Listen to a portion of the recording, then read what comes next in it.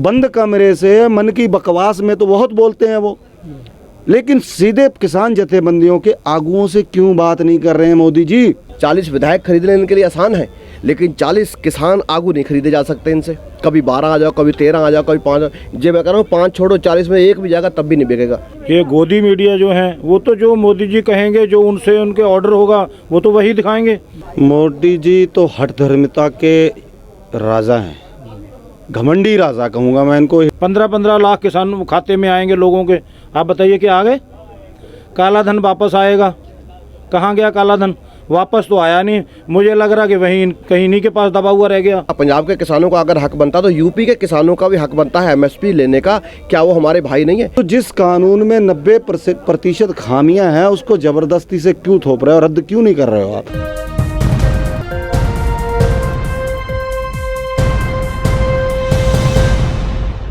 अभी इस वक्त हम उत्तर प्रदेश के बॉर्डर गाज़ीपुर पर हैं, जो NH-24 है। इस पर ये एक ट्रॉली खड़ी हुई थी जो काफ़ी हाईटेक है। किसान हमारे साथ मौजूद हैं जो उत्तराखंड से आए हुए हैं, उनसे हम इस पूरे मामले पर बात करेंगे। अभी जिस तरह से सरकार ने एक ड्राफ्ट बना करके किसानों को दिया है MSP को लेकर, उसमें कहा गया है और ये कहा गया है कि जितने केसेस किसान के ऊपर अभी लगाए गए हैं आंदोलन के दौरान उनको ख़त्म कर लिया जाएगा। उस पर विचार चल रहा है, क्या कहना चाहेंगे? नहीं, केसेस की जो बात है, कोई हमने किसी के ऊपर कुछ करा ही नहीं है। हम सीधा आए हैं और किसी को हमने चोट पहुंचाने का या किसी का वो करने का हमने प्रयास नहीं किया। किसान बड़ी समझदारी से यहाँ आए। दूसरी बात ये है कि किसानों का जो इन्होंने जो लुभाने वाला जरा सा वो कहते हैं ना, किसी देश में भ्रमित करने वाला जो कह दिया कि हमने 4 संशोधन कर दिए, तो वो संशोधन के नाम पर उन्हीं कंपनियों को फ़ायदा दिया। रजिस्टर कर बोले भाई कंपनी को रजिस्ट्रेशन कर लिया, उसे कंपनियों को फ़ायदा है। किसान को क्या फ़ायदा है? किसान को एक कोड जाने का, वो अलग से कोड बनेंगे। वो कोर्टों में देखो अलग से क्यों कोड बनेंगे, जब हमारे लिए हाई कोर्ट सुप्रीम कोर्ट इसी कोड में रखो। फिर उसके बाद ये है कि जब MSP है, MSP प्राइवेट सेक्टर पे पूरी तरह मजबूत करो। उसमें सज़ा का प्रावधान किसान मांग रहे हैं, उसमें सज़ा का प्रावधान नहीं कर रहे हैं कि भाई जब MRP के ऊपर बेचने वाले को सज़ा है तो MSP पे नीचे खरीदने वाले को भी सज़ा चाहिए। हम तो कह रहे हैं इस देश में आप ऐसा करो कि किसानों की MSP, किसानों की फसल जो है उसके ऊपर भी MSP पे खरीदो, और जो उसकी फसल को आगे बेचता व्यापारी, उसका जो मुनाफा ले जाता उसका भी MRP भी आप फिट करो। सरकार है, सरकार सब कुछ कर सकती है। सरकार ऐसा क्यों नहीं करना चाहती कि व्यापारियों को ही हमेशा फ़ायदा पहुँचाना चाहती है? मान लिया ये बड़े अच्छा ये कानून बना है 2020 में। वेयर हाउस जो है इनके कॉर्पोरेटरों के पहले बन के तैयार हो गए, उत्तराखंड में बन के तैयार हो गए, पंजाब हरियाणा में बन के तैयार हो गए। क्या उनसे पूछ के कानून बनाया है? ये उनसे पूछ के कानून बनाया है? तो ये हमारा तो देखो लोकतंत्र है। लोकतंत्र का मतलब है कि हमारे देश का, हम चाहे अंबानी है, चाहे मैं बैठा हूँ, चाहे आप बैठे, हमारा अंबानी का और मेरा एक जैसा सम्मान है इस देश में, चाहे वो पैसा ज़्यादा कमाता हो, मैं कम कमाता हूँ। तो शायद यही तो वजह है कि मोदी जी पीछे नहीं हट रहे हैं। मोदी जी तो हठ धर्मिता के राजा हैं, घमंडी राजा कहूँगा मैं इनको। हिटलर शाही इसलिए कहा जाता है। किसान के लिए इन्होंने 3 अध्यादेश लाए, उसमें 20 पॉइंट हैं। हमारी जथेबंदियों से लगातार इनकी बात हो रही है। वो कहते हैं कि आप मार्क करके बताइए कि इसमें जो कमियां हैं हम वो हटा दे रहे हैं। वो ये भी चाल है सरकार की कि किसानों को परखना चाहते हैं किसान के पास दिमाग कितना है। हमारी जथेबंदियों ने 20 में से 16 बिंदुओं पर आपत्ति जता दी। उनको कह दिया कि भैया ये 16 बिंदु आपके ख़राब हैं। अब ये जब 16 बिंदु 80% आपके कानून में खामियां हमने आपको दिखा दी हैं, 90% खामियां उस कानून में हैं, तो जिस कानून में 90% खामियां हैं उसको ज़बरदस्ती से क्यों थोप रहे हो, रद्द क्यों नहीं कर रहे हो आप? आपको ऐसा कौन सी जो आपके अंदर ईगो है जो आपको सड़कों पे पड़े इन अन्नदाताओं की आवाज़ सुनने नहीं दे रही है? आपके कान में कौन से फर्म की मोम ढल चुकी है जो आपको इनकी आवाज़ आपके कानों के अंदर उतरने नहीं देती है? और इत्तेफाक देखिए या घमंड का आलम देखिए आप, पिछले 3 महीने से किसान प्रोटेस्ट कर रहा है। आज दिल्ली के बॉर्डरों पे आ चुका है किसान, लेकिन जो देश के घमंडी प्रधानमंत्री हैं उनका एक भी स्टेटमेंट नहीं है। उन्होंने एक बार भी किसानों की मीटिंग, किसान जथेबंदियों के साथ बैठना मुनासिब नहीं समझा। जो हमारे 40 लोग चुने जाते हैं या 20 लोग चुने जाते हैं, उनके साथ मोदी जी क्यों नहीं बैठ रहे हैं? उनके तीसरी चौथी लाइन क्यों बात कर रही है? मोदी जी को क्या तकलीफ है? बंद कमरे से मन की बकवास में तो बहुत बोलते हैं वो, लेकिन सीधे किसान जथेबंदियों के आगुओं से क्यों बात नहीं कर रहे हैं मोदी जी? कल अमित शाह ने कुछ नेताओं को बुलाया था, यहाँ पर जो टिकैत हैं उत्तर प्रदेश के नेता, उनको भी बुलाया गया था। उसको लेकर भी सोशल मीडिया पर सवालात उठ रहे हैं कि आखिर क्या किसानों के अंदर फूट डालना चाहते हैं? बिल्कुल, लेकिन ये किसान हैं, ये किसान जथेबंदियों के आगू हैं, जिनकी वजह से तीसरे महीने में हमारा आंदोलन प्रवेश कर चुका है। फूट पड़ेगी कैसे? अब हमें ये भी सुनने में आया था, इन्होंने कहीं ये भी शगुफा छोड़ा था, इनके जो पेड वर्कर हैं भाजपा के, ये कुछ इनके पास पेड वर्कर हैं, हर चौराहे पर खड़े रहते हैं ये लोग, और उन्होंने ये कहा था कि किसान जथेबंदियों के आगू कह रहे हैं कि हमें राज्यसभा भेज दो। तो उसका हमारा उनको लिए यह जवाब है कि ये कोई चैनल, न्यूज़ चैनलों के मालिक सुभाष चंद्रा जी थोड़ी हैं कि जिनको आप राज्यसभा भेज दोगे और पूरा मीडिया, न्यूज़ के सारे ही नेटवर्क आपकी सरकार का गुणगान करने लगेगा। ये किसान है, ये राज्यसभा, लोकसभा, विधानसभा इनके पैरों की जूती है, ये नहीं जाते वहाँ। ये सारे पदों को ठुकरा के किसान देश के लिए अन्न पैदा करता है, और अन्नदाता के आंदोलन को बरगलाने की बात मत कीजिए आप लोग। इनके लिए पद उद सब कुछ नहीं है, ये तो सड़कों पे बैठा और डटा ही रहेगा। कल भारत बंद था तो मीडिया ने कल इस तरह से दिखाने की कोशिश की कि भारत बंद फ्लॉप रहा, सिर्फ हरियाणा बॉर्डर पर कुछ कामयाब रहा, बाकी ये दिखाया गया कि दिल्ली में सारी मार्केट खुली रही, उत्तर प्रदेश में पूरी तरह सामान्य रहा। तो क्या कहना है? देखिए, ये जो मीडिया हैं, ये गोदी मीडिया जो हैं, वो तो जो मोदी जी कहेंगे, जो उनसे उनके ऑर्डर होगा वो तो वही दिखाएंगे। हम लोग उत्तराखंड से आए हैं, उत्तराखंड से हमारे हर शहर से हमें ये रिपोर्ट आई है कि 100% सफल रहा, और बाकी इनका कहना जो है, इनकी कहनी और करनी आपको पता है अलग अलग है। मैं एक आपसे छोटा सा सवाल करना चाह रहा हूँ कि आप मुझे एक सवाल का जवाब दे दीजिए। जितने इस इलेक्शन में मोदी जी ने जो वायदे किए थे, उसमें से मुझे एक वायदा बता दीजिए जो पूरा हुआ हो। 15-15 लाख किसान खाते में आएंगे लोगों के, आप बताइए कि आ गए? काला धन वापस आएगा, कहाँ गया काला धन? वापस तो आया नहीं, मुझे लग रहा कि वहीं कहीं नहीं के पास दबा हुआ रह गया। दूसरी, लाखों नौकरियां निकलेंगी, कोई आप बता दीजिए। नौकरियां पिछली भी ख़त्म हो गई हैं, कोई आगे नौकरियां नहीं हैं। जो पढ़ा लिखा जो वर्ग है वो बेचारा सड़कों पर घूम रहा है। लेकिन जब भी कहीं इलेक्शन हो रहे हैं सरकारें बीजेपी की बंद। भाई साहब, ईवीएम है, जब ईवीएम से आप चुनाव, आप पूरा देश कह रहा है पोस्टल बैलेट या जिन नगर महानगर में चुनाव बैलेट पेपर से होता है, पोस्टल बैलेट या बैलेट पेपर से होता है, वहाँ क्यों नहीं ये जीत पाते हैं? वहाँ तो जीत के आसपास भी नहीं होते हैं ये लोग।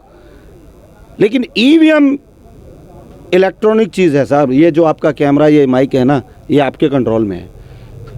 इंसान के द्वारा बनाई गई हर मशीन इंसान के कंट्रोल में है, और उसमें जो प्रोग्रामिंग वाली मशीन है वो भी इंसान के कंट्रोल में है, वो रिमोट से कहीं भी वोट। पर विपक्ष क्यों नहीं एहतजाज करता? इतना बड़े लोग हैं, सड़कों पर उतरे, एक बार पूरा जोरदार एहतजाज किया जाए। भाई साहब, सड़कों पे उतरे हमें 3 महीने हो गए, पिछले 12 दिन से दिल्ली घेर के बैठे हैं, इसमें कितनी सुनवाई हो रही है भाई? पैसे में बहुत दम है, पैसा बोलता है।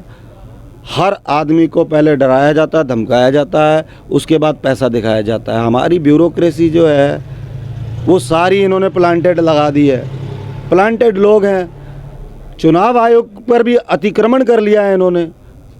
जब चुनाव आयोग पे अतिक्रमण कर रखा है तो ये सारी आवाज़ दबा दी जाती है।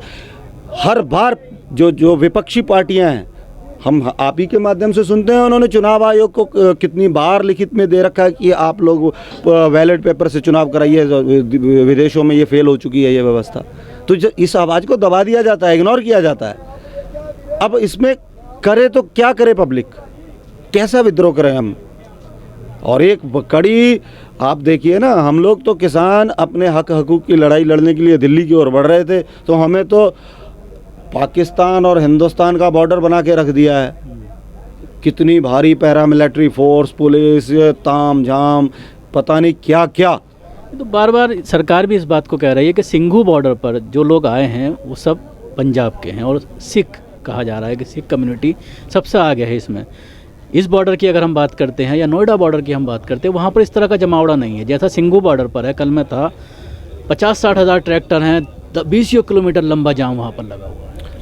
देखो, पंजाब के लोग अगर ज़्यादा है ना, तो पंजाब में सबको पता कि MSP पे धान बिकता है। उन्होंने एक बर्फ़ी का स्वाद चखा हुआ है और उन्हें पता है कि ये MSP हमारे विकास है, हमारा विकास का एक दरवाज़ा है। और जो बिहार है, यूपी है, यहाँ के 5% लोगों ने एमएसपी को देखा। जिन लोगों ने एमएसपी का स्वाद देखा वो लोग आ गए हैं। लेकिन क्या हक नहीं बनता? पंजाब के किसानों का अगर हक बनता तो यूपी के किसानों का भी हक बनता है एमएसपी लेने का। क्या वो हमारे भाई नहीं है? इसलिए ये है कि उन लोगों को पता है, वो ज़्यादा जागरूक हैं, पढ़े लिखे हैं, वो इसलिए वहाँ पर आए हुए हैं। वो भी हमारे भाई किसान भाई हैं। और जो 40 जथेबंदी बता रहे हैं ना हमारी, कि ये 40 जथेबंदी जो हैं आगे, और जो वो 40 विधायक होते तो बिक जाते।